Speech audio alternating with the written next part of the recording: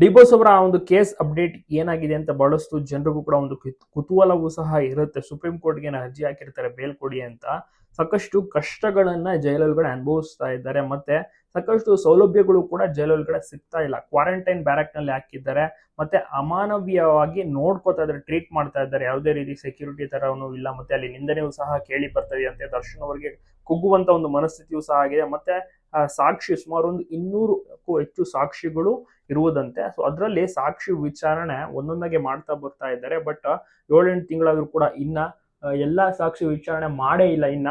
So ಇದು ನೋಡ್ತಾ ಇದ್ರೆ ಇನ್ನು 1 ವರ್ಷ ತಗೋತಾರೆ ಇವರು ಸಾಕ್ಷಿ ಕಂಪ್ಲೀಟ್ ವಿಚಾರಣೆ ಮಾಡೋದಕ್ಕೆ.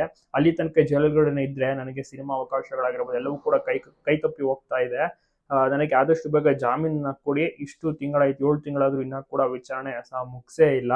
ಬರೀ ಪೋಸ್ಟ್ಪೋನ್ ಆಗ್ತಾನೆ ಇದೆ ಎನ್ನುವಂತ ಒಂದು ಮಾತುಗಳನ್ನು ಕೂಡ ಡಿವೋರ್ಸ್ ದರ್ಶನ್ ಅವರು ಜಾಮೀನು ಅರ್ಜಿಯಲ್ಲೂ ಸಹ ಉಲ್ಲೇಖನೆ ಮಾಡಿದ್ರು.